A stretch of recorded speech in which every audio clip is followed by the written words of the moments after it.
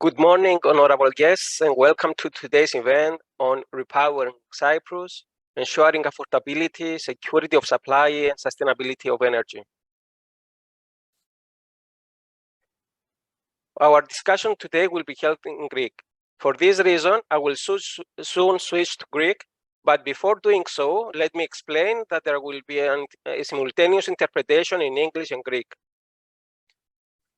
To follow the event in English, press the icon at the bottom of your screen, the globe icon, and select English. Καλημέρα σας. Αξιότιμοι συμμετέχοντες, αγαπητές φίλες, αγαπητοί φίλοι, με χαρά σας καλωσορίζουμε στη σημερινή εκδήλωση με θέμα Repowering Cyprus, η διασφάλιση προσιτότητας, ασφάλειας εφοδιασμού και βιωσιμότητας της ενέργειας. Την εκδήλωση διοργανώνει η Αντιπροσωπεία της Ευρωπαϊκής Επιτροπής στην Κύπρο και η Γενική Διεύθυνση Ενέργειας της Ευρωπαϊκής Επιτροπής με τη συμμετοχή του Ινστιτούτου Κύπρου και του καθηγητή Θεόδωρου Ζαχαριάτη, που συντονίζει το σημερινό διάλογο με προσώπους φορέων και με ομιλητές από το Πανεπιστήμιο Κύπρου, το ΕΤΕΚ και το Ενεργειακό Γραφείο Κύπρου. Εγώ είμαι ο Christos Paschalides και εκπροσωπώ σήμερα στο διάλογο αυτό την Αντιπροσωπεία της Ευρωπαϊκής Επιτροπής στην Κύπρο. Το πρώτο μέρος της εκδήλωσης αποτελείται από τις παρουσιάσεις του Ευρωπαϊκού Πλαισίου Ενεργειακών Πολιτικών στο πλαίσιο του REPowerEU από συναδέρφους της Ευρωπαϊκής Επιτροπής, οι οποίοι έχουν συνδεθεί μαζί μας από τις Βρυξέλλες.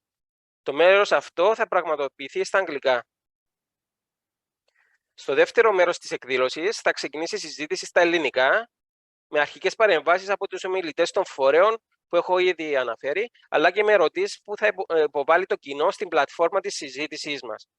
Τη συζήτηση συντονίζει, και τον ευχαριστούμε γι' αυτό, ο καθηγητής του Ινστιτούτου Κύπρου, Θεόδωρος Ζαχαριάδης. Πριν δώσω το λόγο στην πρώτη ομιλητριά, θα αναφερθώ σε μια πρακτική λεπτομέρεια. Κατά τη διάρκεια της ολόκληρης της εκδήλωσης παρέχεται ταυτόχρονη διερμηνία από και προς τα ελληνικά και τα αγγλικά. Για να ακούσετε συζήτηση στα ελληνικά, πατήστε το εικονίδιο στο κάτω μέρος της οθόνης σας που εμφανίζει την φύλλιο και επιλέξτε τα ελληνικά λάμδα με λατινικούς χαρακτήρες.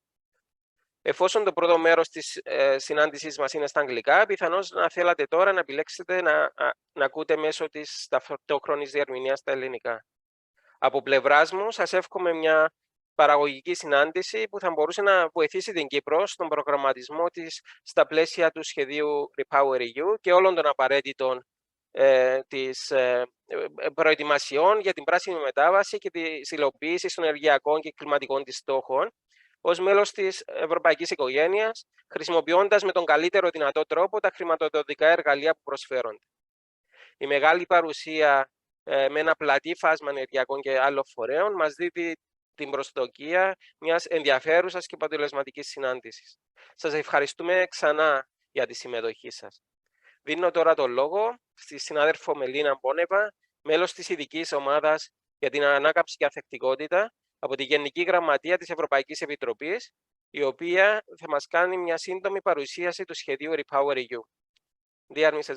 BONEVA, you have the floor. Yes, thank you very much, Christo, and good morning. Thank you for organizing this event. Very happy to be here. I would like to present the REPowerEU plan. I just have a bit of a problem with the possibility to share my screen. Let me hope it will work soon. Could you please give me a sign if you see my presentation? Okay, great. Can you see it full screen?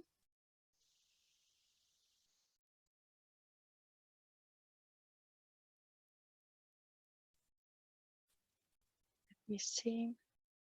Apologies.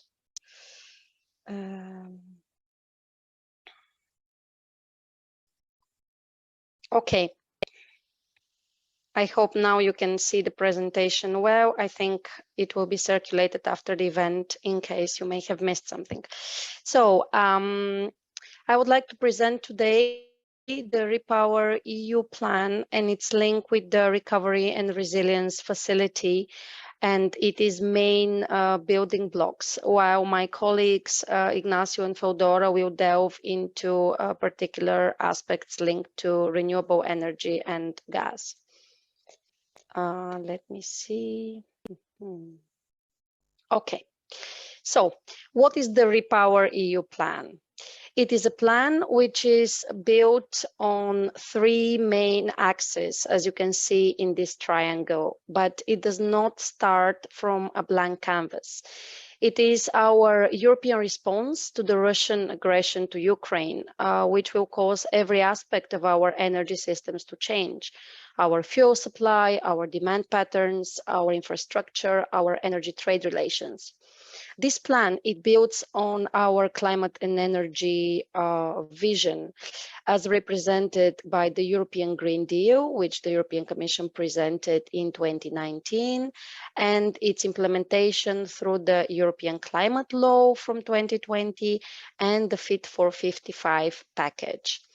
All these pieces of legislation set out our common EU vision and goal to reach climate neutrality by 2050. So the REPowerEU plan and communication fit into this context. As I said, and as you can see here, the plan has 3 main axes. The first one is the saving of energy. In the plan, the European Commission outlines short-term energy saving measures and medium-term energy efficiency structural improvements as set out in the EU Save Energy communication. What is important to stress here is that small gestures do matter. Saving energy is the quickest solution to increase our energy supply, energy security. It can help bring down prices and reduce emissions. If we change our behavior with voluntary choices, turn down the heating or turn a little bit up the air conditioning, take public transport, and all these small measures, we can cut the demand for oil and gas by 5% by the end of this year. So small gestures can have a very big impact. If we move to the second angle of the triangle, which is about diversifying supply of energy, so diversifying our energy sources, there the Commission is looking to set up the EU energy platform for voluntary common purchase of gas, liquefied natural gas and hydrogen, and I think my colleague Feodora will speak more about this. And the third axis is the acceleration of the clean energy transition, which contains multiple measures. But I would like to highlight in particular the boost that we need to give to renewable electricity, which my colleague Ignacio will cover in more detail, and it is also enshrined in the solar strategy. What is important to note in the acceleration of the EU energy transition is the increased role of hydrogen, of biomethane, and also the faster rollout of, for example, heat pumps. Then, of course, this triangle needs to step on a solid basis of smart investments. So we have our smart investment plan, which underpins REPowerEU. The Commission has estimated that the investment needs to diversify away from Russian fossil fuels in the next 5 years are around 210 billion euro for the EU. Of course, there are considerable energy savings and actually savings linked to that as well. But we need to find ways to finance this plan, and there are several sources. There are the unused loans under the Recovery and Resilience Facility. There are 20 billion euro coming from the emission trading system. There is the possibility for member states to use some of their portfolio under the cohesion policy and the common agricultural policy, but I'll get into a bit more detail to that later. So, as I said here, we try to outline the key features of the REPowerEU plan. And what I would like to highlight is that this is a joint European action for affordable, secure, and sustainable energy. And its success is a joint European effort, which is very much in the hands of member states as well. The European Commission has an important coordinating role, for example, in the setup of the EU Energy Purchase Platform, which is going to provide joint and coordinated purchases of energy on the behalf of the participating member states, similar to what was done for the COVID vaccines. Another aspect which is important to highlight is the efforts to accelerate permitting, in particular for renewables. And I would like also to highlight the need to upskill and reskill the workforce needed for the green transition, because we will need more people who can put our solar panels on our roofs. We'll need more people who can isolate our houses. So it is important to put an emphasis on this aspect as well. How it is going to happen, the REPowerEU plan? It will be top up to the existing recovery and resilience plans in the form of a REPowerEU chapter that member states, together with the Commission, will have to develop. Here again, I have outlined the two main objectives of the REPowerEU plan. So it is the gas supply measures and the reduction of fossil fuel dependence measures, which have to happen at the level of households, at the level of industry, and at the level of power systems. Now, you may wonder, why have we linked the REPowerEU plan with the Recovery and Resilience Facility, and why will the Recovery and Resilience plans be at the heart of delivering REPowerEU? Well, it is true that the Recovery and Resilience Facility is a new instrument, but we believe it is fit for the purpose because it is very agile. It addresses changes in a very wide variety of policy areas, ranging from energy, transport, social measures, business environment, and their interlinkages. It has short to medium term focus, which is particularly needed for REPower. It is a combination of investments and reforms, so we can maximize the impact. Another important characteristic of the Recovery and Resilience Facility and the plans is that this is a performance-based spending instrument. So basically, it establishes for each member state, including Cyprus, of course, a system of milestones and targets which have been agreed with the European Commission. So there is a strong ownership of the to-do list. And this is linked to quick disbursements, so quick payments, which still have a robust monitoring framework. Now, as I mentioned, there are two main sources of financing. One are the grants, which will be provided by the emission trading system revenues and the possibility to transfer from existing portfolios. And the other significant amount are the loans. All this will happen in the continuous dialogue with member states and stakeholders that we have for the REPowerEU plan, as we can also see today. So what should the REPowerEU chapter contain? Basically, this should be measures which address the REPowerEU objectives, linked to improving energy infrastructure, which is needed to meet the immediate security of supply needs.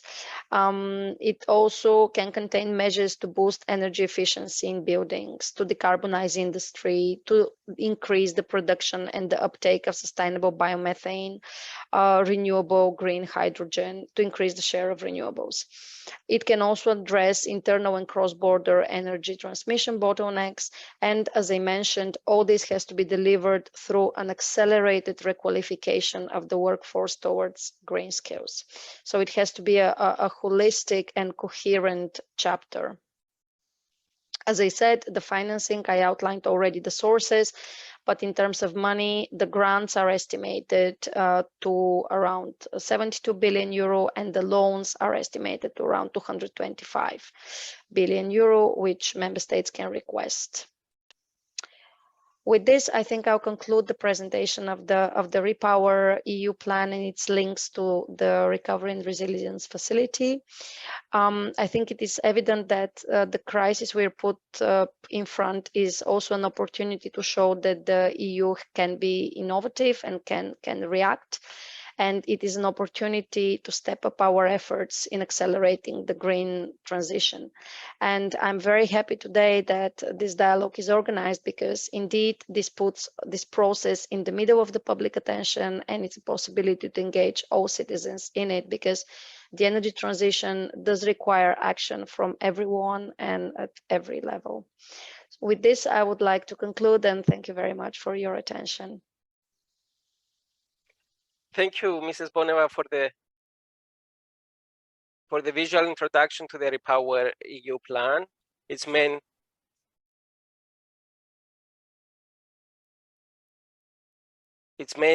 pillars, its large financing opportunities, as well as its way into the national plans of recovery and resilience through green investments and associated structural reforms. Thank you, Melina. Thank you. We would now move to the second presentation, which zooms in the acceleration of the renewable energy deployment and on the energy solar strategy. For this, I give the floor to Mr. Ignacio ASENJO from the European Commission's Directorate General for Energy. Thanks a lot, Christos. It is a pleasure for me to take part to this event on REPowerEU for Cyprus. I indeed work in the Directorate General of Energy, and specifically in the unit working on renewable energies, and I am the person who has been working mostly on solar energy so far. Let me directly share the screen and make sure that I can show you my screen. So let me know, please, if you can see it. Well, if you don't say anything, I think I will start the presentation. I will make a presentation specifically about the EU solar energy strategy, which is one of the documents that was adopted as part of the REPowerEU package that was just presented by my colleague. I will also present the renewable energy elements of the REPowerEU package at large beyond solar energy. First of all, for the solar energy strategy, we needed to identify the challenges that we face, that solar energy faces. We think it is essential in the current context, and especially for countries with a high solar potential, such as Cyprus, to accelerate the deployment of solar energy. I'd like to specify at the beginning that when we talk about solar energy, we talk about all technologies. And I know that solar thermal is actually solar heat is actually very popular in Cyprus, and Cyprus is probably the country in the world with the highest level of deployment and installations of solar heat already on your rooftops. But you have less deployment of solar photovoltaic panels to produce electricity. When it comes precisely to photovoltaic, to PV panels, we have one target deployed in the solar energy strategy, which is to move from 336 gigawatt to almost 600 gigawatts, which means to multiply by 4, essentially, by 2030 over this decade, the power of the panels that we have deployed in the European Union. That means a great effort and acceleration of the expansion of solar panels in the European Union. We want to have different forms of deployment and of installations. We have large-scale deployment, which are these big so-called farms of panels. this kind of deployment has been very successful in some member states over the last years. This success has been based on auctions launched by the governments, national governments, to deploy and install renewable energies. But it is also thanks to new ways to sell directly this electricity through what we call power purchase agreement. So there is a new market emerging for those who want to launch these kind of installations. Secondly, we want a decentralized rooftop deployment, so small installations on the roofs of the houses, of the public buildings, of commercial buildings, of industrial buildings. And these are very much linked to self-consumption. So to the fact that you install something to consume at least part of the energy that is generated, which is of course what you do when you put a solar heat panel on your rooftop, but also for solar PV. Part of it you're going to self-consume, and part of it you're going to probably sell to the grid, the electricity grid. And beyond these two main forms of deployment, there are some innovative forms of deployment that I will specify later, but you can think, for instance, what we call agri-PV, which is the installation of PV panels in agricultural land. We have identified two horizontal issues that we want to address. One is permitting, which is a big problem in all member states, and we want to accelerate the permitting procedures in the European Union. And we want to address the bottlenecks and the limitations in the skilled workforce. So there is not enough skilled people to actually do the job of installing these panels and maintaining them. We also highlight and underline the importance when you install decentralized rooftop panels, so decentralized panels in your rooftop, to make sure that EU citizens, of course citizens of Cyprus as well, have the right incentives to actually decide to install those panels in terms of the subsidies they may receive, in terms of how much they get paid for the electricity they feed into the grid, etc. We think that using PV panels, we can use PV panels to address the problems of energy poverty and energy vulnerability. And we also think that initiatives like energy communities and self-consumption in collective buildings can also contribute to improve the social situation of many people in the European Union who are paying high energy bills today. This document also has a look at the supply side, so how we get those panels, and the fact that we have a over-reliance, so that we rely too much on imports from one country, and specifically China. And also we want to ensure that we establish criteria for the sustainability of the PV systems that we sold in the European Union. These are the challenges, and the solutions we propose come in these four main initiatives, plus a small initiative, a guidance to member states. The main, most important initiative is the EU Solar Rooftops Initiative, which tries to promote the deployment of rooftop PV panels, but also solar thermal panels in the European Union. I will go into more detail on that one. There we have some new legislative proposals. So new proposals to enter into European Union law. We want to make sure that all buildings are solar ready, which means that the building can accommodate the panels and the solar energy without any need to make changes in the structure of the building. We want to have a solar obligation for certain existing and new buildings. These are obligations that we're supposed to introduce gradually in the system, for instance, starting with existing public and commercial buildings, then moving on to, new public and commercial buildings, then moving on to existing public and commercial buildings, and finally also new residential buildings between 2026 and 2029. So a whole range of buildings in the European Union, if this legislation is agreed with the member states and with the parliament, will have to have solar energy on top of it. We also want to ensure that the permitting specifically for rooftop is limited to 3 months. It doesn't take more than 3 months to get a permit for that.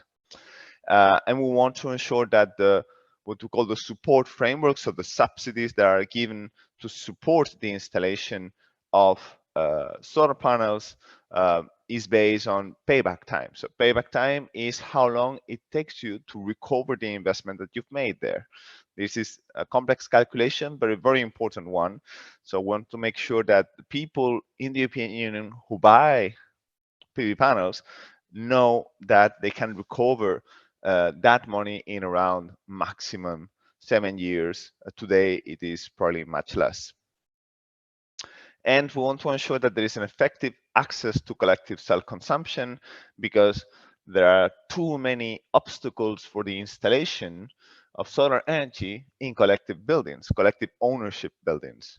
How this decision is taken, how the energy generated is shared, etc., etc. So there are a lot of barriers at the level of the member state that we need to address. Permitting is a very important part. We have identified permitting as the main barrier. So we have a whole permitting package that comes alongside the EU solar energy strategy. We, as Commission, have produced a guidance on best practices for member states. We have issued recommendations to speed up permitting, and we have issued legislative amendments, so new legislative proposals specifically on permitting. Let me just explain a little bit the concept of go-to areas.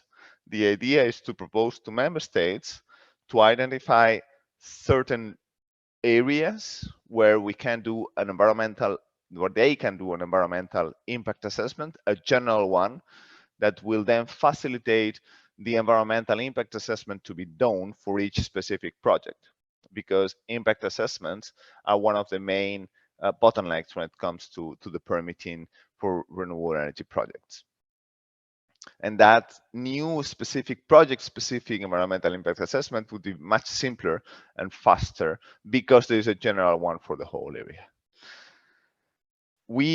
I also mentioned skills as one of the challenges that we face. So we need to make sure that we have enough people, because we really need to accelerate, and it is already accelerating, the installation of solar energy very fast. So we need to make sure that there is enough people with the right skills to produce that. So we're going to launch an EU level initiative on that specific challenge. This is coming back to the supply side. We feel that there is not enough production of PV in the European Union, that we need to increase that. We also need to diversify our supplies, from going away from just one country to several countries. So in order to promote the production of PV panels in the European Union, we are proposing to create a new solar PV industry alliance, which is something that we did in a similar way in the batteries sector a few years ago. The idea is to try to put all the actors together, from the research side to the recycling side, all along the production value chain, to ensure that they can increase their production capacity in the European Union and support their access to financing, which is proving apparently very, very difficult. And all these needs to be done on the basis of very innovative new panels, more efficient, more sustainable, more ecological than the ones that are being produced today. Finally, I mentioned in the challenges that apart from large-scale deployment and rooftop deployment, we also have what we call innovative forms of solar energy deployment. One that is very well known is agri-PV.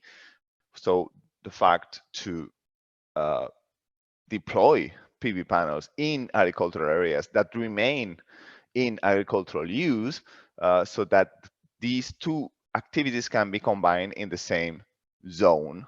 We also have floating PV that can be on water bodies, lakes, lakes of dams, hydro dams, or other water bodies, and also it can be offshore PV panels. But that is being researched, and I think this is an area that has a specific potential in the case of Cyprus. We also have the installation of PV panels on transport infrastructure, such as sound barriers and other elements in transport infrastructure. We have the possibility to integrate PV panels in vehicles, in the surface of vehicles that are now becoming electric vehicles, so they can generate electricity that can then be recovered and used by the car itself. And also very important, in buildings, not only can you deploy panels over the roof of the building, but you can actually make the roof itself out of PV panels, and you can also integrate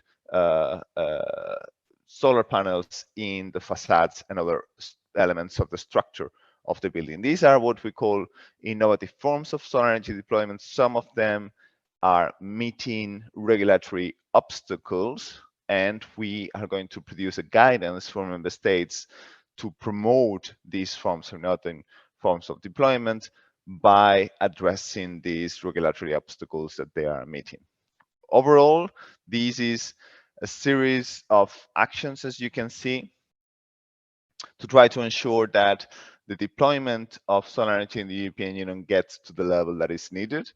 Cyprus is a very important case in point here, because it is a country with a great solar energy potential that remains a little bit underexploited, and we hope that this initiative can also help the case of Cyprus specifically to really reach the real potential it has in terms of solar energy production. Thanks a lot, Christos. I pass the floor to you again. Thank you, Mr. ASENJO, for the very informative presentation, explaining in a clear manner the strategy and the initiatives which are quite relevant to the case of Cyprus. Thank you, Ignacio. We will now move to the last presentation from our colleagues in Brussels on another aspect of the REPowerEU package relating to gas markets, which is also relevant to the discussions in Cyprus.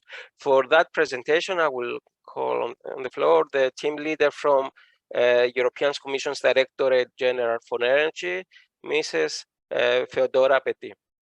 Dear Mrs. Petit, you have the floor. Yes, hello. So also I have a little technological challenge, but I hope that you can see my screen. Yes, so my name is indeed Feodora Petit. I work in a unit in DG Energy that deals with the internal energy market. So we're very much focused on the rules, the market rules for gas and also electricity, but I'm part of the gas team. So today I'm going to say a few words of the role of gas in REPowerEU. And well, in a way, it is with gas that a lot of this started. So prices started rising last summer as a result of COVID-19 recovery and Russian supplies limiting themselves to what was really required under long-term contracts and not going beyond this. Then we had the Russian invasion of Ukraine, which had further negative impact on prices, and then triggered REPowerEU. So as my colleague Melina also mentioned earlier, the goal of REPowerEU is to get independent from Russian gas, considering that Europe's gas consumption, 40% of Europe's gas consumption came from Russia only last year. This is quite a significant challenge. The REPowerEU goals, which the Commission laid out in a communication in March this year, were then supported by heads of state and government in the same month, and the Commission subsequently adopted another communication with a lot of accompanying documents in May, making this REPowerEU more, let's say, concrete. Dear Mrs. Petit, could you change the slides into full mode so that if you press the icon on the bottom of your page, that is like a book, maybe it shows. Okay, because on my screen it is full mode, so I don't know what. And the slides. I'll try to do escape. So. Yeah, press and next to it, the one on its left, I think is best. So this is full mode again. Now I do escape. If you press the icon next to it, it's slideshow, no? The icon. Next to it, next on the left, on the right, that one, I think. Reading view. Yes, I think. Okay. Okay. Apologies for that. Okay. Thank you. Good. So yeah, I hope it's better readable now. So indeed, so as Melina said earlier, REPowerEU has 3, let's say, pillars, all of which aiming to phase out Russian gas. The first one, reducing energy demand, diversifying energy sources, and then accelerating the green transition. So what I will focus on today is mainly the diversification and the green transition. So I will not say too much about demand reduction. So diversification, also already mentioned today, following a mandate of the European Council, a EU platform for the voluntary common purchase of gas, LNG, and hydrogen was set up. So this platform aims at doing has 3 specific goals. So the first of all, it is to establish what demand for gas is outside of long-term contracts or flexible volumes within long-term contracts. Then it aims to take stock of the infrastructure that is currently existing.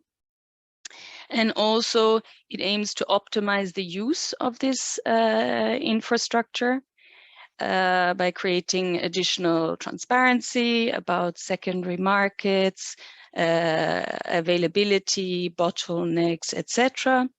And let's say the third leg of this platform is international outreach. And here, the idea is very much to achieve long-term cooperation and conclude binding or non-binding agreements for the purchase of gas and hydrogen. Now, the platform is very much driven by so-called regional groups. And the regional groups that have been established so far are Southeast Europe. This Southeast Europe includes Bulgaria, Romania, Greece, North Macedonia, and Serbia. So these countries, EU and neighboring countries, have agreed to work together and have established an action plan on how to improve their short-term diversification potential.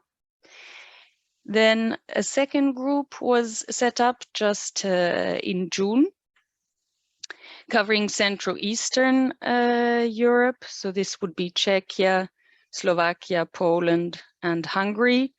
And further task forces are envisaged. So apart from diversification, also the acceleration of the green transition is a key objective of REPowerEU. And I think already maybe to note, before REPowerEU, the modeling done by the Commission has shown that if we implement all the Fit for 55 measures, so giving priority to energy efficiency, electrification, renewables, gas will be there to stay for a long time. And so this is really why it's crucial to contribute to the greening of this gas, i.e. to encourage the production of biomethane, renewable hydrogen, etc. And the Commission already took a first step in that direction in December last year, when it adopted the Hydrogen and Decarbonized Gas Markets package. And this package basically sets out rules to help create a dedicated hydrogen infrastructure and hydrogen market. So it sets out a bit more flexible rules for this hydrogen market until 2030, and then more stringent rules beyond that date. And it also sets out market rules which would facilitate the faster uptake of renewable and low carbon gases. So it aims at facilitating their access to the market, to infrastructure, and it aims to avoid cross-border barriers. So this package, REPowerEU, this package is currently under negotiation in Council and in Parliament, and REPowerEU calls upon the other institutions to rapidly negotiate it, as this can be a driver for the accelerated transition. Now, apart from the hydrogen and decarbonized gas package, I would like to swiftly talk about two further initiatives that accompany the REPowerEU plan, which is on the one hand, the hydrogen accelerator, and then on the other hand, the biomethane action plan. Because as mentioned in the beginning, REPowerEU increased Europe's ambition in various areas, amongst others, the ambition for renewable hydrogen and biomethane. So with regard to renewable hydrogen, the Fit for 55 modeling foresaw 6.6 million tons of renewable hydrogen by 2030. This is now up to 10 million tons produced in the EU and 10 million tons of imported hydrogen. So quite a considerable increase in the ambition. Now, the REPowerEU plan is accompanied by a staff working paper, which sets out priority sectors. It elaborates on how the increased ambition could be reached and how to ensure that the right infrastructure is in place. So with regard to the priority sectors here, maybe just to mention that the Commission does not see hydrogen replacing gas on a one-to-one basis. I think we see very specific areas where hydrogen can be used most efficiently, and this is in hard-to-abate sectors, industry and transport foremost. So industry here, we're thinking, for example, steel production, and transport, for example, heavy-duty vehicles. Then with regard to the increased ambition and yes, the increased ambition, funding has been identified as a very, very important factor. And I think here my colleague Melina already spoke about the RRF and other possibilities of financing. And finally, With regard to the infrastructure, the revised trans-European networks for energy are supposed to kickstart this. So a first overview of infrastructure needs for hydrogen are expected to be mapped in March next year. And then a first list of projects of common interest should be established in the fourth quarter of next year. So much to the hydrogen accelerator. To wrap up, a few words on the biomethane action plan. So another way to diversify our gas. Here it says biomethane production increased by 3.5 BCM. So it is meant to say 35 BCM. So that's a bit of a typo. So the idea is to have 35 BCM of biomethane in 2030. And here the Commission is working with member states, with regulators, industry, stakeholders to develop strategies to encourage biomethane production and uptake. In this work, the focus will very much be on rural areas and the role they can play. One other important aspect that is being looked at is the upgrading of biogas to biomethane, which comes at quite a cost. So the Commission is looking at ways that the cost can be reduced and that national regulatory frameworks encourage this convergence.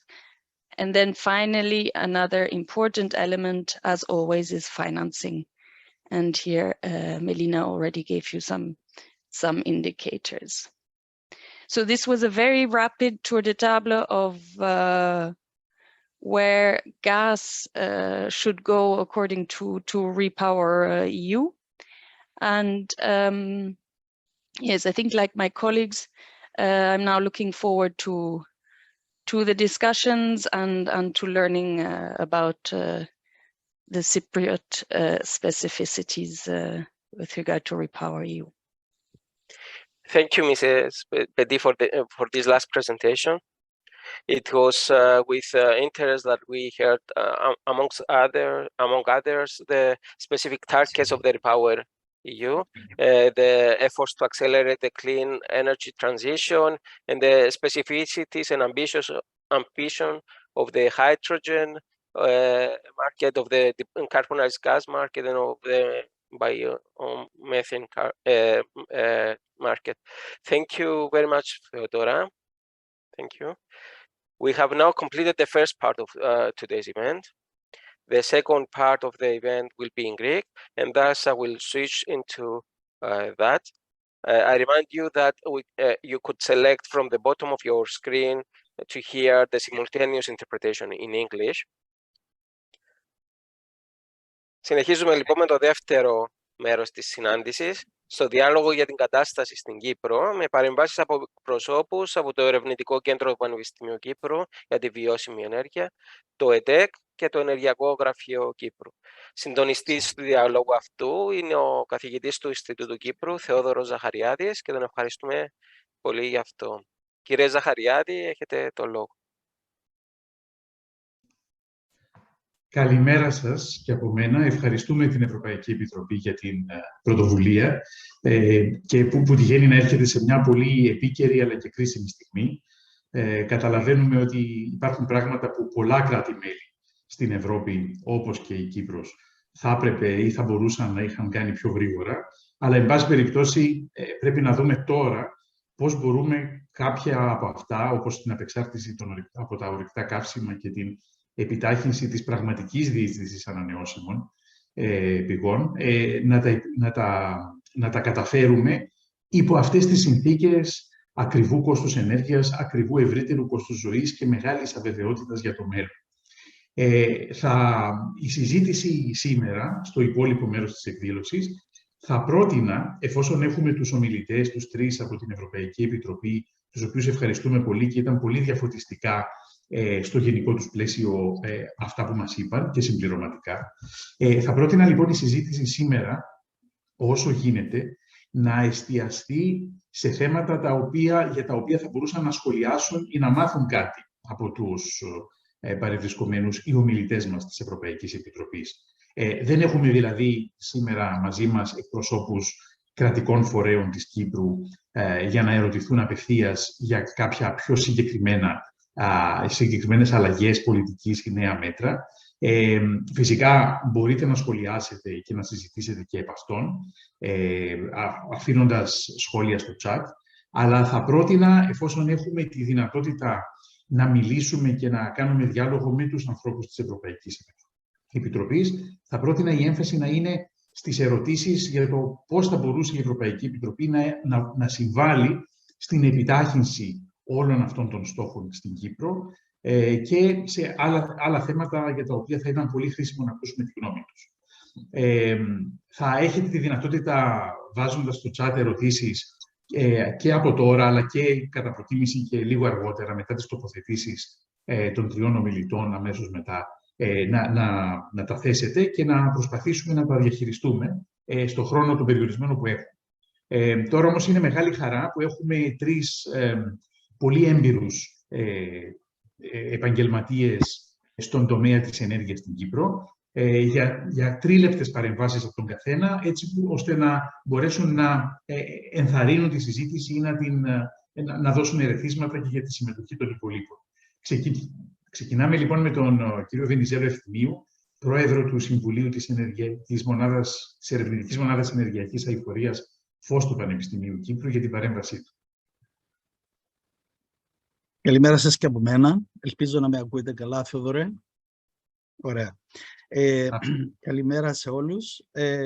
Από πλευράς δικιάς μου, σίγουρα βλέπουμε την μετάβαση μας, την ενεργειακή μας μετάβαση ως πάρα πολύ σημαντική.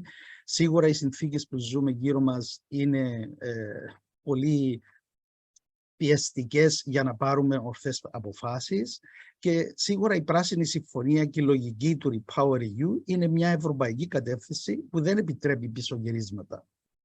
Λαμβάνοντας υπόψη την ωριμότητα βοηθητικών τεχνολογιών, όπως είναι τα συστήματα φωτοβολταϊκών που ακούσαμε αρκετά σήμερα, τις ανεμογεννήτριες και συστήματα συγκεντρωμένης ηλιακής ενέργειας, θεωρώ ότι η Κύπρος έχει δικαίωμα και πρέπει να πάρει μια μεγάλη ανάσα. Ήρθε η ώρα, κατά την άποψή μας, για πλήρη απεξάρτηση από την εισαγωγή ακριβών και ρηπογόνων καυσίμων με ένα μακρόχρονο προγραμματισμό που θα περιλαμβάνει μόνο βήματα μπροστά. Πώς θα γίνει αυτό? Κλειδί σε αυτή την πορεία είναι οι καινοτόμες λύσεις, που στα ηλεκτρικά δίκτυα, σίγουρα, στη διαμόρφωση των πολιτών σε ενεργειακά ενεργούς και στην ευελιξία που θα προέρχεται από την πλευρά της ζήτησης και ειδικότερα από τα συστήματα θέρμανσης, ψήξης, συστήματα αποθήκευσης ενέργειας και ηλεκτρικής κίνησης ως τα κύρια, αλλά όχι μόνο. Παράλληλα, δεν πρέπει να ξεχνούμε ότι, όπως ακούσαμε αρκετά σήμερα, η εξοικονόμηση ενέργειας είναι ο ταχύτερος και φθηνότερος τρόπος αντιμετώπισης της τρέχουσας ενεργειακής κρίσης, αλλά και μείωσης των λογαριασμών. Μόνο έναν αριθμό να πω που ήδη ελέγχθηκε σήμερα, αλλά να το πούμε με τη διάσταση της Κύπρου. Μέσα από τις πολιτικές αποφάσεις του REPowerEU, η Ευρωπαϊκή Επιτροπή λέει μέχρι το 2030 πρέπει η Ευρώπη να αναπτύξει φωτοβολταϊκά ισχύως 600 GW peak. Αυτός είναι ένας μεγάλος αριθμός. Αναλογικά για την Κύπρο σημαίνει 1,65 GW peak. 5 φορές περισσότερα από αυτά που έχουμε σήμερα εγκατεστημένα μέχρι το 2030. Λόγω όμως του ότι η Κύπρος έχει το υψηλότερο ηλιακό δυναμικό στην Ευρώπη, ποια είναι η ισχύς που θα πρέπει να αναπτύξουμε? Το 1,65 μπορεί να ακούγεται και λίγο λόγω αυτής της πραγματικότητας της Κύπρου. Θα υπάρχουν προβλήματα? Σίγουρα. Στη συζήτηση που θα ακολουθήσει να μπούμε και πιθανές λύσεις που πρέπει ως χώρα να επιδιώξουμε. Γι' αυτό θέλουμε να δούμε στην Κύπρο την μαζική κλιμάκωση και επιτάχυνση της χρήσης ανανεωσίμων πηγών στην παραγωγή ενέργειας, τη βιομηχανία, τα κτίρια και τις μεταφορές, γιατί έτσι θα επιταχύνει την ανεξαρτησία μας θα δώσει όθηση στην πράσινη μετάβαση και με την πάροδο του χρόνου σίγουρα θα δούμε και μειωμένες τιμές.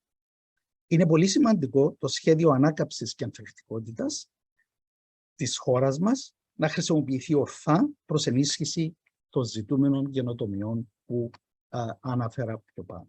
Ευχαριστώ.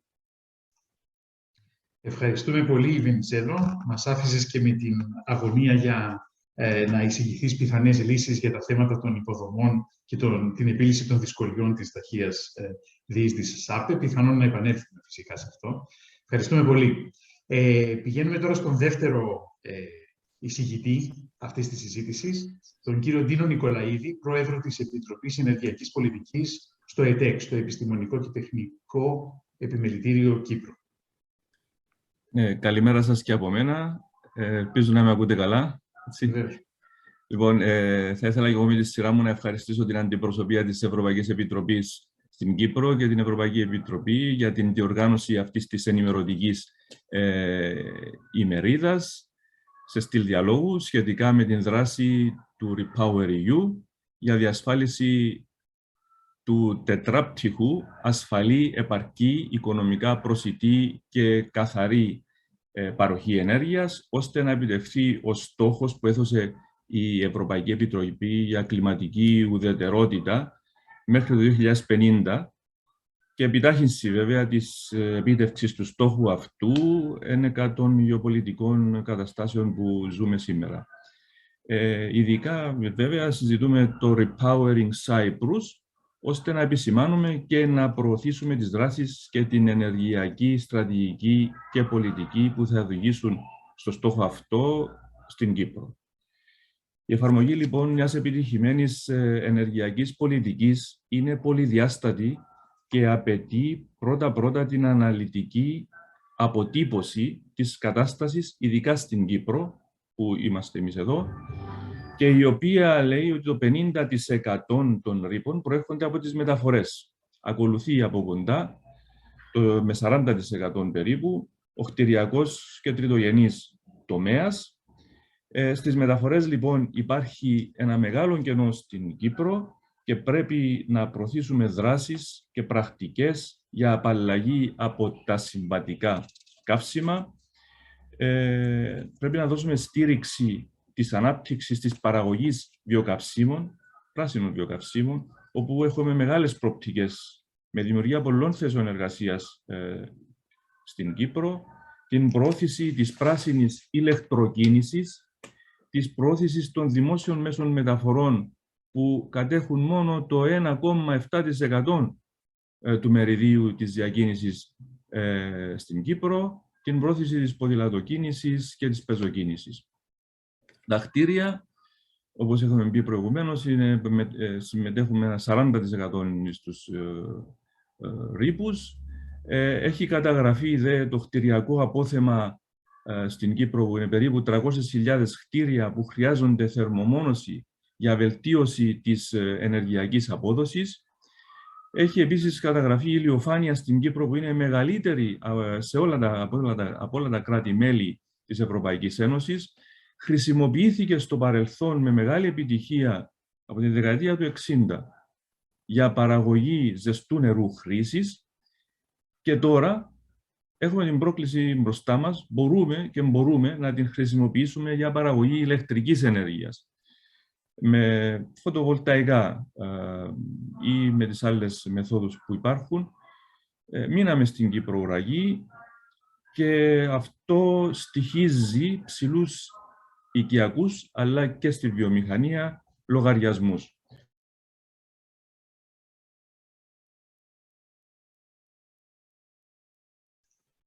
Κάπως έκλεισε το μικρόφωνο ή κάποιος σου το έκλεισε κατά λάθος αυτή τη στιγμή μόνος?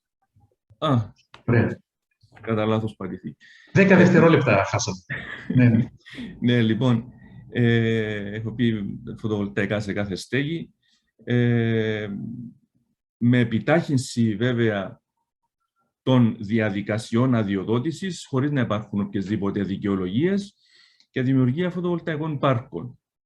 Πρώτα με την χρήση όλων των διαθέσιμων στεγών στις βιομηχανικές περιοχές που έχουμε αρκετές, σε όλους τους χώρους στάθμευσης που υπάρχουν αρκετοί, στα πανεπιστήμια, στις υπεραγορές, χώρους στάθμευσης των υπεραγορών, αλλά και των malls, των αεροδρομίων και των λιμανιών. Έχουμε πάρα πολλούς χώρους που μπορούμε να τους χρησιμοποιήσουμε. Υπάρχει ένα μεγάλο δυναμικό. Από εδώ βέβαια μπορεί να χρησιμοποιηθεί αυτή η ενέργεια για παραγωγή πράσινου υδρογόνου, που είναι το μέλλον, έτσι. Μεγάλη λοιπόν η προοπτική για την Κύπρο και για ενίσχυση από την Κύπρο της μεγάλης προσπάθειας που γίνεται στην Ευρωπαϊκή Ένωση για επίτευξη αυτού του στόχου και απαλλαγή από τα συμβατικά καύσιμα και τους ρήπους για μια Ευρώπη με μηδενικούς ρήπους. Βέβαια, η αποθήκευση ενέργειας και ενίσχυση του δικτύου είναι υποχρέωση της πολιτείας και έπρεπε αυτό να ήταν ήδη σε εφαρμογή. Υπάρχει και η δράση για το βιομεθάνιο. Υπάρχουν μεγάλες προοπτικές, είναι μια μεγάλη πρόκληση και στην Κύπρο και θα μπορούσαμε να αναπτύξουμε τη βιομηχανία και εδώ. Και βέβαια η εξοικονόμηση ενέργειας, ένα μεγάλο κεφάλαιο που πρέπει να είναι ο πρωταγωνιστής των δράσεων τόσο στις μεταφορές αλλά και στα κτίρια και στην βιομηχανία. Έχουμε λοιπόν μπροστά μας μια μεγάλη πρόκληση, την οποία με προγραμματισμό και με βλαβική προσήλωση από την πολιτεία, που πρέπει να γίνει μπροστάρης και υποκινητής, θα έλεγα, με χρήση των εργαλείων που μας διαθέτει και μας διέθεσε η Ευρωπαϊκή Επιτροπή και η Ευρωπαϊκή Ένωση, που μπορούμε να αντιμετωπίσουμε. Καλούμε λοιπόν και τις διευθύνσεις της Ευρωπαϊκής Επιτροπής να πιέσουν όσο μπορούν για την εφαρμογή αυτών των δράσεων και στρατηγικών. Ευχαριστούμε πολύ, Δίνο. Ευχαριστούμε. Και ευχαριστούμε που έβαλε στην εξίσωση και το θέμα των μεταφορών, που λίγο τείνει να ξεχαστεί ή ίσως δεν είναι τόσο βραχυπρόθεσμα δυνατό να δώσει πολύ γρήγορες λύσεις. Και γι' αυτό τείνει να αμεληθεί, αλλά όσο το αμελούμε τόσο χειρότερα τα πράγματα.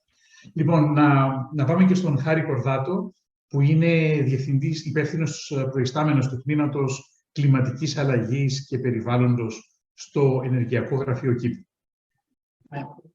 Με ακούτε, Θεοδωρέ? Βεβαίως. Ευχαριστώ. Καταρχάς, δεν είμαι διευθυντής στο Ενεργειακό Γραφείο. Είμαι επικεφαλής της ομάδας που έχεις αναφέρει για την κλιματική αλλαγή και το περιβάλλον, αλλά ευχαριστώ για τον τίτλο. Καταρχάς, να σας ευχαριστήσουμε για την πρόσκληση σε αυτή την ημερίδα. Θεωρώ ότι έχει τη δική της ιδιαίτερη σημασία και βαρύτητα. Σίγουρα αρκετά μέτρα έχουν υλοποιηθεί σε εθνικό και τοπικό επίπεδο όσον αφορά την πρόθεση εξοικονόμησης ενέργειας και ανανεώσιμων πηγών ενέργειας. Και ειδικότερα τώρα με το σχέδιο ανάκαμψης και ανθεκτικότητας, αρκετές ευκαιρίες θα ανοίξουν σε πολίτες, τοπικές αρχές και επιχειρήσεις για χρηματοδότηση και περαιτέρω εφαρμογή αηφόρων δράσεων. Η τοποθέτηση μου αφορά σημεία ήδη έχουμε προδοσά, αλλά ίσως χρήζουν βελτίωση και θα έλεγα και υποστήριξη σε ευρωπαϊκό επίπεδο. Θα αρχίσω με το Εθνικό Σχέδιο Δράσης για την Ενέργεια και το Κλίμα, το οποίο αποτελεί κατά την άποψή μου μια από τις πιο σημαντικές εθνικές στρατηγικές στην Κύπρο και πρέπει να δώσουμε τη δέουσα σημασία. Θεωρούμε εδώ ότι θα πρέπει να δημιουργηθεί ένας συστηματικός μηχανισμός παρακολούθησης επίτευξης των δράσεων και αυτός ο μηχανισμός θα επιβλέπει το χρονοδιάγραμμα και θα προωθεί διορθωτικές δράσεις σε περίπτωση που χρειάζεται. Οι στόχοι του Fit 55 έχουν καθοριστεί και το 2030, όπως γνωρίζετε, και δεν είναι μακρινό μέλλον και θα πρέπει να επιτευχθούν αυτοί οι στόχοι σαν μέσο μετάβασης για το 2050 και την κλιματική ιδιαιτερότητα. Είναι πολύ σημαντικό αυτό. Εδώ θα έλεγα βέλτιστες πρακτικές και εμπειρία από άλλες χώρες που εφαρμόζουν αντιστοίχους μηχανισμούς παρακολουθήσεις. Θα ήταν καλό να μεταφερθούν στην Κύπρο και να είναι σε γνώση μας. Το REPowerEU αναφέρεται συγκεκριμένα στον ηγετικό ρόλο που διαδραματίζουν οι περιφέρειες και οι πόλεις. Κάτι που πιστεύουμε και σαν γραφείο πολύ. Θα ήθελα να αναφέρω ότι υπάρχει εμπειρία και τεχνογνωσία στο συγκεκριμένο τομέα για την ανάπτυξη τοπικών στρατηγικών που αφορούν την ενέργεια και την αντιμετώπιση των επιπτώσεων στην κλιματική αλλαγή, δηλαδή στην προσαρμογή στην κλιματική αλλαγή. Και ένα πολύ γνωστό πλαίσιο και πρωτοβουλία είναι το Σύμφωνο των Δημάρχων, το λεγόμενο Covenant of Mayors. Εδώ θεωρούμε ότι πρέπει να υπάρξει επιβράβευση και στήριξη των τοπικών αρχών που έχουν δηλώσει αυτή τη δέσμευση για στόχους μετριασμού, μείωση του εκπομπών διοξειδίου του άνθρακα, προσαρμογή στην κλιματική αλλαγή. Δηλαδή αυτή η στήριξη και αυτός ο μηχανισμός επιβράβευσης θα πρέπει να αυξηθεί από ευρωπαϊκό επίπεδο σε τοπικό επίπεδο. Και θα έλεγα κυρίως με οικονομική υποστήριξη για υλοποίηση αυτών των τοπικών σχεδίων δράσης. Θεόδωρε, πάντα λέω και πάντα το αναφέρω αυτό, ότι μια τοπική αρχή είναι μια μικρογραφιά της Κύπρου. Εφόσον η τοπική αρχή, οι τοπικές αρχές πετυχαίνουν τους στόχους τους, έτσι και η Κύπρος θα είναι σε θέση να πετύχει τους συγκεκριμένους στόχους που έχει θέσει. Αν και υπάρχουν, θα λέγα, διάφορα σημαντικά θέματα, θα ήθελα έτσι να κλείσω με κάποια σημαντικά εργαλεία και μηχανισμούς. Θα αρχίσω με τη φορολογία και την πρόθεση κινήτρων.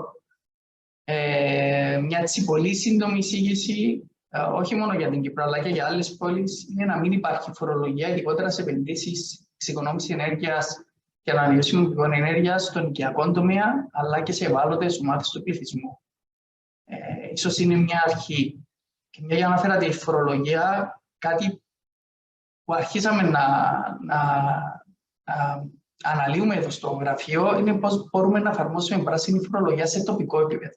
Ξέρουμε ότι έχουμε πράσινη φορολογία σε εθνικό επίπεδο, αλλά αυτό που δεν έχει αναδειχθεί και δεν έχει μελετηθεί σε βάθος είναι η εφαρμογή πράσινης φορολογίας σε τοπικό επίπεδο, το οποίο μπορεί να έχει μια ουσιαστική προώθηση και υποστήριξη των ανανεώσιμων πηγών ενέργειας και δράσεων για την εξοικονόμηση ενέργειας. Θα κλείσω με τις ενεργειακές κοινότητες εγώ. Είναι πολλά τα θέματα. Είναι κάτι που παραμένουν οι τοπικές αρχές στην Κύπρο για να πετύχουμε την ενεργειακή μετάβαση. Πρόσφατα έχει περάσει και σε νομοθετικό επίπεδο. Αλλά μέσα από τη συζήτηση μου με διάφορους άλλους συναδέλφους από άλλες ευρωπαϊκές πόλεις που θεωρώ ότι είναι πιο προχωρημένοι στο θέμα ενεργειακή κοινότητα, πάλι μου έχουν αναφέρει διάφορα προβλήματα στην ουσιαστική δημιουργία και λειτουργία της ενεργειακής κοινότητας. Άρα, επειδή εδώ στην Κύπρο είμαστε στην αρχή, το βλέπουμε πολύ θετικά εμείς να υπάρξει μια ουσιαστική υποστήριξη από την Ευρωπαϊκή Επιτροπή, ειδικότερα στο ρυθμιστικό πλαίσιο και πώς να αναπτυχθεί σωστά και να λειτουργήσει σωστά μια ενεργειακή κοινότητα, τώρα που είναι η αρχή.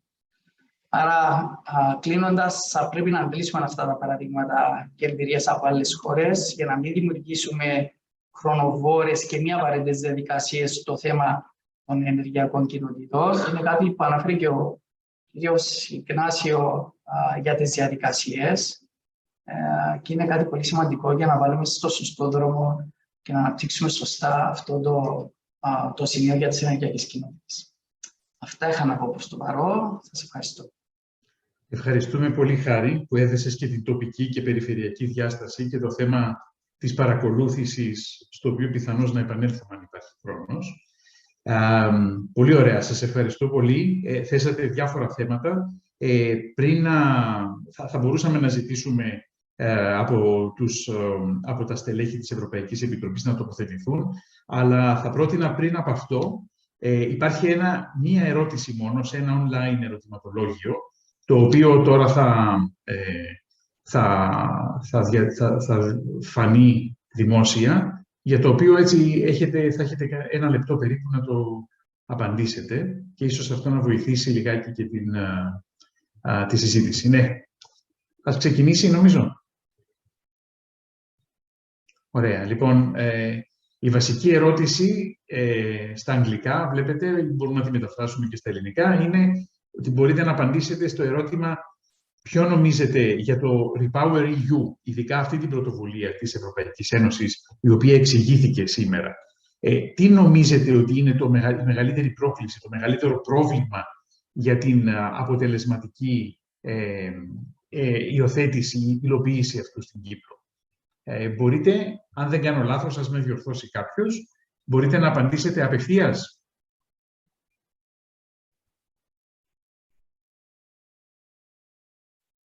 Ή πρέπει να μπείτε στη σελίδα, άμα είναι κάποιος που, που μπορεί να μας κατευθύνει. Θα μπορούσαμε να πούμε κάτι, Θεοδωρέ, σε αυτόν ή πώς είναι? Όχι, νομίζω θα γράψει όλο το κοινό, θα μπορεί να γράψει όλο το κοινό μια απάντηση. Απλώς να δούμε τεχνικά πώς μπορεί να γραφτεί. Να απαντήσω εγώ. Βασικά, στην οθόνη σας, δεν ξέρω αν βλέπετε την οθόνη μου ουσιαστικά, βλέπετε την ιστοσελίδα, την ερώτηση. Βασικά, μπαίνετε στην ιστοσελίδα slido.com που βλέπετε από κάτω, βάζετε slido.com στον Google ή οπουδήποτε και σας ρωτά ποιο event είναι, που πρέπει να γράψετε απλώς REPowerEU, όλα μικρά. Και θα σας βγει αυτή η ερώτηση και θα μπορέσετε να γράψετε, να απαντήσετε στην ερώτηση αυτή. Βλέπω ήδη κάποιος έχει γράψει, δύο άλλοι έχουν γράψει. Αλλιώς μπορείτε απλώς να σκανάρετε με το κινητό σας το QR code που φαίνεται αριστερά πάνω και θα σας βάλει αυτομάτως στην ιστοσελίδα, χωρίς να μπείτε στο... Ωραία. Πολύ ωραία. Κάποιοι είναι βέβαια εξοικειωμένοι ούτως ή άλλως, οπότε θα το... εντάξει, να το αφήσουμε ανοιχτό για λίγα λεπτά, πιθανώς. Ναι, και όπως θέλετε, ναι, μπορούμε έτσι και να σας δείξω, να μου πείτε όποτε θέλετε να προβάλλω ξανά τα αποτελέσματα όταν θα έχουμε... Ναι, εντάξει. Μπορείτε λοιπόν να σκανάρετε πάνω αριστερά το QR code ή να μπείτε στη σελίδα και να γράψετε το REPowerEU και να απαντήσετε σε αυτή την ερώτηση με ελεύθερο κείμενο, ό,τι θεωρείτε ο καθένας, είτε στα ελληνικά είτε στα αγγλικά.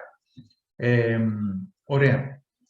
Οπότε, εγώ θα ήθελα να ρωτήσω το εξής, πριν να πάμε και στο chat. Υπάρχουν κάποιες ερωτήσεις ήδη.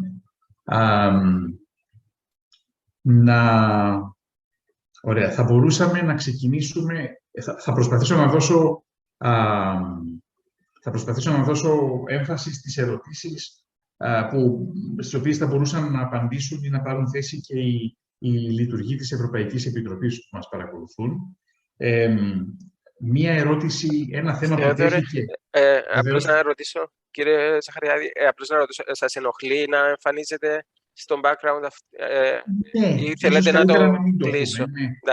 Ναι, καλύτερα να μην το έχουμε, γιατί αμέσως τραβάει την προσοχή μας.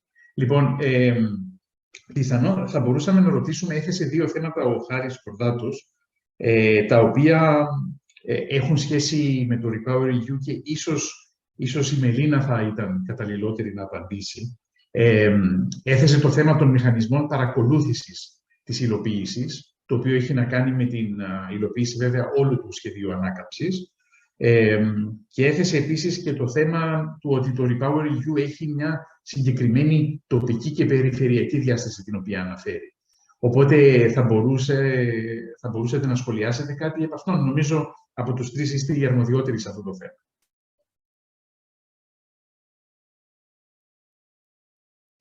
Yes, thank you very much, Professor Zachariadis. Indeed, the recovery and resilience plans have a very strong local dimension, and they're developed in cooperation between the member state authorities and the Commission. And this is an effort which involves, in most member states, also in Cyprus, multiple ministries with their particular expertise.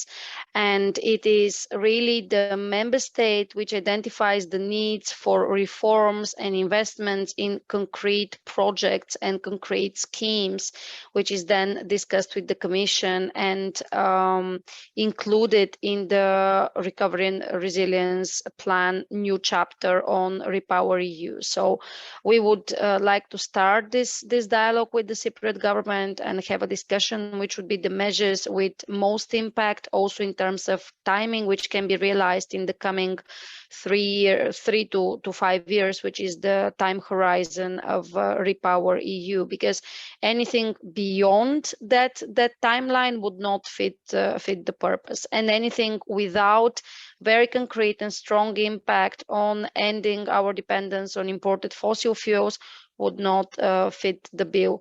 In terms of monitoring, recently the operational arrangements, which are basically the contract between the Commission and the Cypriot authorities on how the Recovery and Resilience Plan will be implemented, were adopted and they're published. If you go to the Commission website on the Recovery and Resilience Facility, it's a very informative one. You click on Cyprus and you have all documents, the Cypriot plan and the operational arrangements, and it's basically detailed for every milestone. For example, launch of call for proposals for renovation, energy efficiency renovation of buildings, how it should be proven that this milestone was achieved, what documents need to be checked by the Commission, and then basically the payment requests, so the tranches of the whole Cypriot envelope are predetermined. So it's determined in the first payment request what is the to-do list, which milestones and targets have to be met, what has to be submitted to prove that they were met. Based on that, the Commission assesses whether this was done in conformity with the contract between the Commission and the Cypriot authorities, which the plan actually is. It goes through the procedure also involving other member states, and then the payment can be released. And usually all the investments, for example, if it's a call for energy efficiency, it has several milestones and targets that pertain to it. It is rarely a one-off. If it is a reform, as for example, the green taxation reform, then it's something more contained. But I would invite you to have a look at the Resilience and Recovery Plan. It's a very big document, but look for the green tables if this can help to orient you. I would just like to make a small comment on the question of the chat about planting trees. Indeed, I have been to Cyprus and I have noticed that it's not the greenest island that probably it used to be a couple of 100 years ago. And these kind of measures, they would fit nicely into the climate adaptation strategy that I think the Cypriot authorities are also developing, because these are very local measures. Of course, when deciding what trees need to be planted, it needs to be taken into account their need for water, etc. So probably some autochthonous species would be better placed. But indeed, in the discussions, it has been raised that greening the streets could help decrease the temperature and indeed incentivize walking or biking. So this is a measure which can be very interesting from climate adaptation perspective. I hope I answered your question. If not, happy to follow up. Ευχαριστούμε πολύ και απαντήσατε και μία ακόμα ερώτηση, το οποίο είναι πολύ καλό και το επιταχύνεται τον διάλογο. Πολύ ωραία, ευχαριστούμε πολύ. Υπάρχει μια ερώτηση σχετικά με τα solar panels. Ignacio, have you seen this question on the chat? Or perhaps I can read it aloud, because it's for the Commission, whether there is a scope for the Commission to reconsider the impact of import duties on solar panels. Because as the question goes, reducing import duties would lower the panels prices, which could increase their demand or their affordability. Do you have any comment on this? Yes, thanks a lot. Actually, import duties as such on panels are already very low when it comes to imports, in particular from China. These are on WTO terms, and there are no specific bilateral arrangements. So let's say that the import duties for the import of solar panels are as low as they can be, essentially. What we do have is some anti-dumping duties, which are trade instruments that were used in the past to counter the effect of dumping, so excessive production and selling below production price of some components of solar panels to the European Union. So to be specific, there are measures that have been taken to make some components of solar panels more expensive, but these measures do not affect solar panels. But these,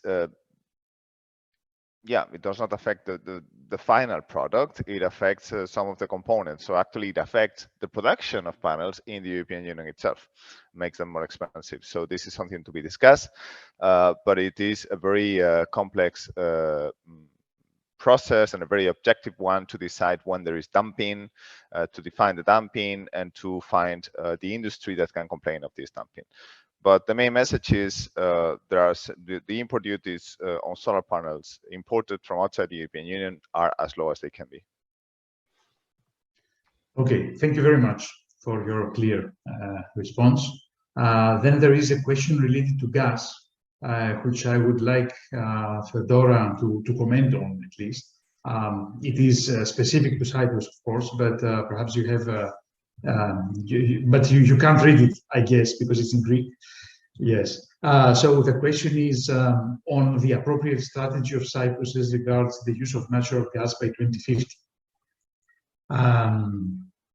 Because based on, on the net zero targets of the European Green Deal, the question is whether it is economically and environmentally appropriate to complete an LNG unit in Cyprus for use in power generation, or it could perhaps the question is not about LNG terminal, but perhaps the regasification unit that would be used in power generation in Cyprus.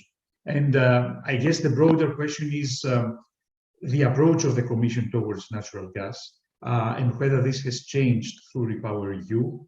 But if you have a specific response with regard to the Cyprus-related question, this would be very welcome too.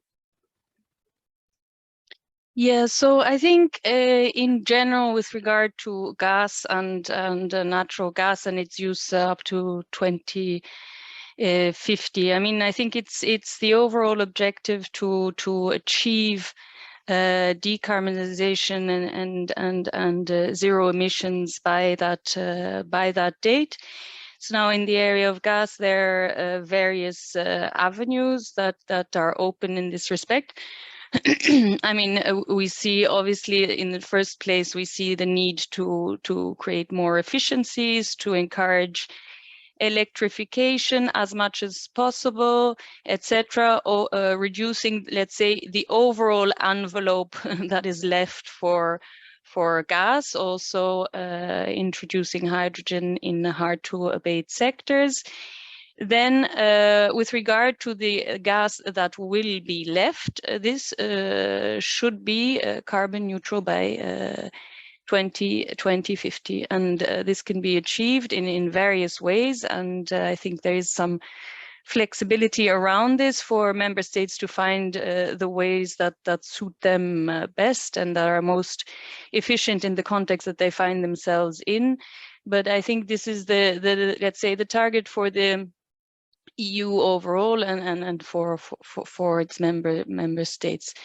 Now, with regard to specific projects, I'm not the infrastructure expert in DG Energy, so these are the colleagues from a neighboring unit. But what I would say is that in principle, infrastructure going forward, I think should be ready to accommodate, let's say, renewable gases and potentially be hydrogen ready, so that it has, let's say, a lifespan, a longer lifespan.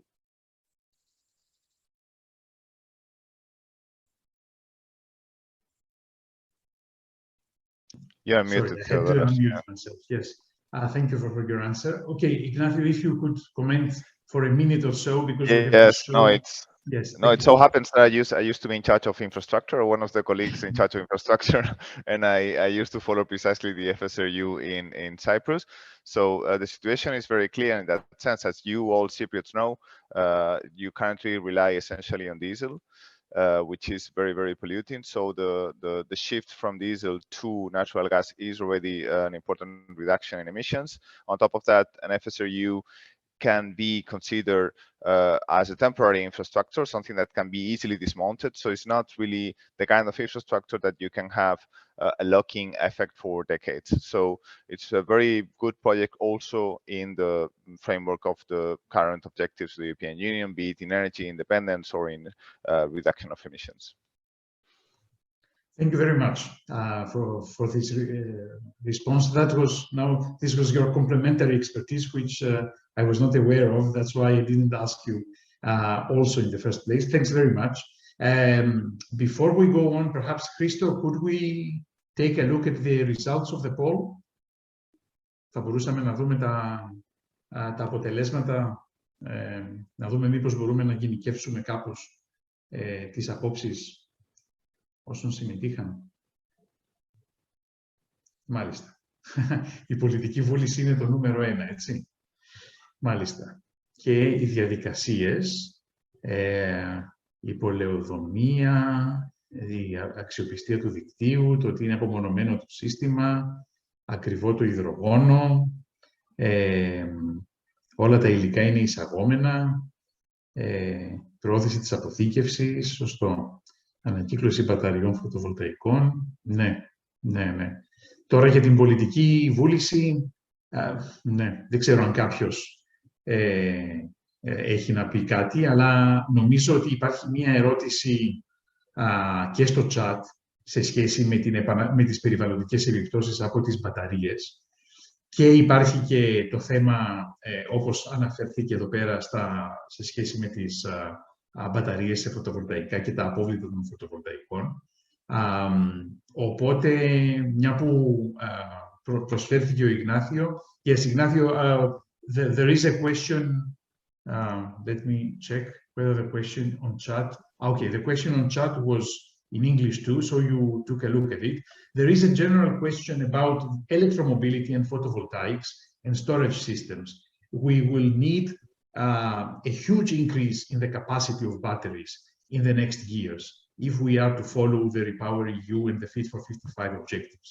So what would be the plan for waste, for recycling of materials, and not perhaps increasing the import dependency on other raw materials while decreasing the dependency on fossil fuels?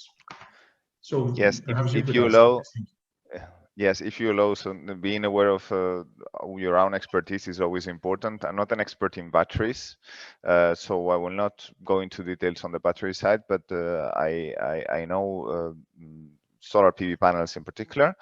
The recycling of solar PV panels and secondary uses of solar PV panels is a very important challenge that we want to face.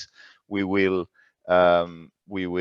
address this issue in the framework also of the EU Solar PV Industry Alliance, because we think it's a very important part and it creates a lot of opportunities to indeed recycle and reuse the materials. Solar panels even today can be recycled and reused up to 95–96% of their material, so that can be done. And in particular, PV panels, the interesting thing about PV panels is they don't use rare materials, and in particular those that we call rare earths. They use silicon mostly and silver, essentially. There are materials that are plentiful and readily available, and that can be recycled and reused. Okay, thank you very much. Venizelos raised his hand, so yes. Θεόδωρε, στο μεγάλο ερώτημα της πολιτικής βούλησης, το οποίο ήρθε και πρώτον μπροστά μας, θεωρώ ότι η πολιτική βούληση υπάρχει μεν, αλλά δεν είναι συντονισμένη προς τις σωστές κατευθύνσεις, κατά την άποψή μου, όχι γιατί δεν θέλουμε, αλλά γιατί στερούμαστε ομοιογένεια στους στόχους και με τεκμηρίωση επιστημονική ως προς το πώς τους επιτυχάνουμε αυτούς τους στόχους. Και εδώ βγαίνει ένα μεγάλο, ας το πούμε, ερώτημα, το οποίο πώς διορθωνόμαστε ούτως ώστε οι στόχοι που μπαίνουν μπροστά μας από την Ευρωπαϊκή Επιτροπή, από τις πραγματικές ανάγκες της χώρας για να μεταβούμε στις μηδενικές εκπομπές, με τις δικές μας δυνατότητες ως χώρα, πώς μπορούμε να τις πετύχουμε αυτές. Και θεωρώ ότι ένα από τα μεγάλα βοηθήματα που θα μπορούσαμε να πάρουμε από την Ευρωπαϊκή Επιτροπή είναι να εστιαστούμε προς τη λογική να έρθει εξειδικευμένη γνώση από την πλευρά της Ευρωπαϊκής Επιτροπής, όχι γιατί δεν την έχουμε, αλλά για να συντονιστεί η προσπάθεια να συνδυάσουμε το τι θέλουμε να κάνουμε με το τι είναι εφικτό να γίνει και τι προσφέρεται μέσα από τις τεχνική τεκμηρίωση και την επιστημονική τεκμηρίωση ως οι βέλτιστες προσεγγίσεις για να το πετύχουμε. Για παράδειγμα, εγώ πιστεύω ακράδαντα ότι η Κύπρος εμποδίζεται από τη μη διείσδυση των συστημάτων αποθήκευσης και τη μη ανάπτυξη της εξυπνάδασης στα δίκτυα, τα οποία θα πετύχουμε την ευελιξία στη χρήση της ζήτησης, που είναι όλα αυτά τα οποία θα βοηθήσουν τη διείσδυση των φωτοβολταϊκών να είναι απρόσκοπτη και να μην καταλήγουμε σε διακοπές αχρίαστες. Άρα όλα αυτά, για να μπορέσουμε να τα εστιάσουμε προς τις βέλτιστες λύσεις, πώς θα μας οδηγήσουν στις αυριανές εφαρμογές, που να πετύχουμε αυτό που είπε και η Μελίνα των 3-5 χρόνων, να πετύχουμε αξιοσημείωτη βελτίωση από τα σημερινά σημεία που είμαστε. Θεωρώ ότι εκείνο που χρειαζόμαστε είναι μια επιστημονική τεκμηρίωση για να μπορέσουν η πολιτική βούληση, η οποία πιθανόν να υπάρχει, να εστιαστεί προς τη σωστή κατεύθυνση. Ευχαριστούμε πολύ, και ακούγεται αυτό και από τους ακροατές, έτσι, και από τους ανθρώπους της Βρυξέλλες που βρίσκονται αυτή τη στιγμή. Αυτό μου δίνει αφορμή να πω κάτι, αλλά στο πω ως επίλογο. Αν έχουμε άλλα 2 λεπτά, αν μας επιτρέπουν οι διοργανωτές, να πάρουμε το σχόλιο του Δίνου που σήκωσε το χέρι και νομίζω να πάμε προς το κλείσιμο.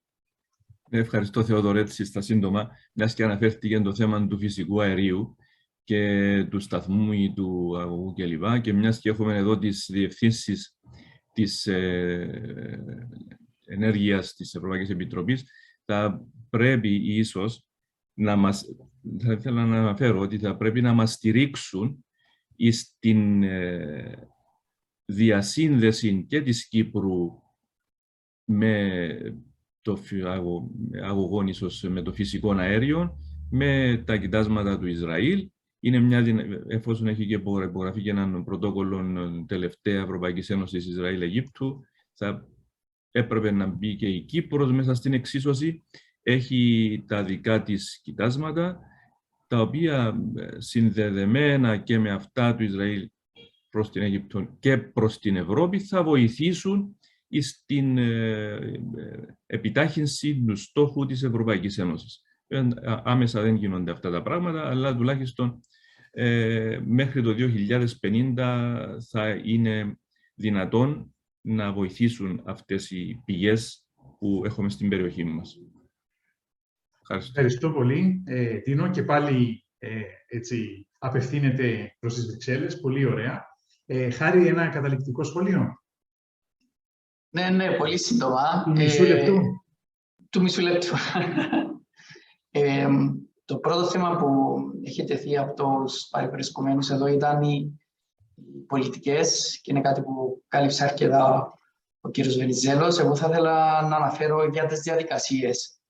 Και είναι και αυτό που αναφέρα όσον αφορά τις ενεργειακές κοινότητες, που είναι, ας το πούμε, το νέο καυτό θέμα που θα μας απασχολήσει και θέλουμε να πετύχει. Άρα είναι πολύ σημαντικό εδώ οι διαδικασίες να είναι ξεκάθαρες και να βοηθούν τους ενδιαφερόμενους, ειδικότερα τοπικές αρχές, τις συνεργασίες με τους πολίτες και τις επιχειρήσεις, να μπορούν να δημιουργήσουν αυτές τις ενεργειακές κοινότητες. Αυτό που αναφέρα στην τοποθέτηση μου, Θεοδόρε, για το μηχανισμό παρακολούθησης και διορθωτικές δράσεις, είχε να κάνει με το Εθνικό Σχέδιο Δράσης για Ενέργεια και το Κλίμα, το NICP, και όχι τόσο με το RRF. Απλώς έτσι να το ξεκαθαρίσω. Αλλά συμφωνώ, οι διαδικασίες είναι κάτι που πρέπει να το δούμε από την αρχή, να το μελετήσουμε και όχι να το αφήσουμε να ξεκινήσει και θα δούμε στην πορεία τι λύσεις μπορούμε να βρούμε. Την αρχή ένα σωστό σχέδιο. Αυτό. Πολύ ωραία, πολύ ωραία. Ευχαριστούμε πολύ και για την διευκρίνηση και για την τελευταία άποψη αυτή Πολύ ωραία. Εγώ να κλείσω λέγοντας ότι μια που αναφέρθηκε και ο Βενιζέλος σε αυτή την ανάγκη για επιστημονική υποστήριξη και υποστήριξη από την Ευρωπαϊκή Επιτροπή, μία από τις τεχνικές βοήθειες που παρέχονται αυτή τη στιγμή στην Κυπριακή Κυβέρνηση αφορά το REPowerEU συγκεκριμένα. Η Ευρωπαϊκή Επιτροπή, η Γενική Διεύθυνση Μεταρρυθμίσεων δίνει τεχνική βοήθεια για διάφορα θέματα που αφορούν το REPowerEU, ανάλογα με το τι έχει ζητήσει κάθε κράτος μέλος. Η Κύπρος, το Υπουργείο Ενέργειας, Εμπορίου και Βιομηχανίας ζήτησε ειδικά τεχνική βοήθεια για την ανάπτυξη της στρατηγικής του υδρογόνου και αυτό παρέχεται αυτή τη στιγμή από μια κοινοπραξία οργανισμών και του εξωτερικού με μεγάλη εμπειρία και κάποιοι από εμάς στην Κύπρο και πιθανόν κάποιοι από εσάς να προσεγγιστείτε σύντομα για να δώσετε κάποιες απόψεις ειδικά για το υδρογόνο. Ειδικά για το υδρογόνο, γιατί έτσι ζήτησε η Κυπριακή Κυβέρνηση αυτή την ειδική τεχνική βοήθεια. Αλλά όλα αυτά είναι πολύ ευπρόσδεκτα από την Ευρωπαϊκή Επιτροπή, όλα αυτά που έρχονται από την Ευρωπαϊκή Επιτροπή, γιατί μπορεί να δώσει παραπάνω γνώση και μεγαλύτερη επικύρωση σε κάποια πράγματα που, όπως είπε ο Βενιζέλος, τα ξέρουμε πιθανώς ως ένα σημείο, αλλά χρειάζονται και την ευρύτερη επιστημονική τεκμηρίωση και απ' έξω. Νομίζω να δώσω πίσω τον λόγο στον Χρήστο Πασχαλίδη.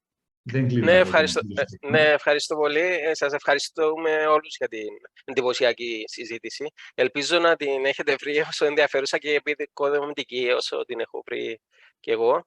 Ακούστηκαν διάφορες απόψεις, ιδέες και ερωτήσεις. Ας ελπίσουμε ότι αυτή η συζήτηση είναι η αρχή. Είναι η απαρχή για ένα συνεχή διάλογο με τους εμπλεκόμενους φορείς για την επαρκή και έγκαιρη προετοιμασία της Κύπρου για την πράσινη μετάβαση. Ευχαριστούμε τόσο τον συντονιστή, όσο και τους ομιλητές και τους διάφορους φορείς που συμμετείχαν στη συζήτηση. Ευχαριστούμε επίσης και τους ομιλητές από τις Βρυξέλλες, τη Μελίνα BONEVA, τον Ignacio ASENJO, τη Feodora PETIT. Ευχαριστώ και τους συντελεστές, το Τμήμα Επικοινωνίας της Αντιπροσωπείας στην Κύπρο, όπως και τους συναδέλφους της Βρυξέλλες για τη διοργάνωση αυτού του διαλόγου. Πριν κλείσουμε το σημερινό διάλογο, θα ήθελα να επισημάνω τα ακόλουθα. Στις επόμενες μέρες θα λάβετε από εμάς ένα μήνυμα για την αξιολόγηση της σημερινής συνάντησης, για την ποιότητα της και το πώς θα μπορούσε να βελτιωθεί. Τέλος, θα ήθελα να σημειώσω ότι προγραμματίζουμε μια ακόμη εκδήλωση για ανοιχτό διάλογο με ενεργειακούς φορείς της Κύπρου, η οποία θα πραγματοποιηθεί μέσα στο τελευταίο τρίμηνο του 2022, με κεντρικό θέμα την αναθεώρηση του Εθνικού Σχεδίου Ενέργειας και Κλιματικής Αλλαγής. Μέχρι τότε, να είστε καλά και να είστε ενεργοί στην προσπάθεια της Κύπρου για την πράσινη μετάβαση. Σας ευχαριστούμε για την προσοχή σας και τη συμμετοχή σας. Καλή σας μέρα. Ευχαριστούμε πολύ. Ευχαριστούμε πάρα πολύ. Ευχαριστούμε πολύ για την... Thank you. Καλημέρα. Thank you very much. Thank you. Thank you.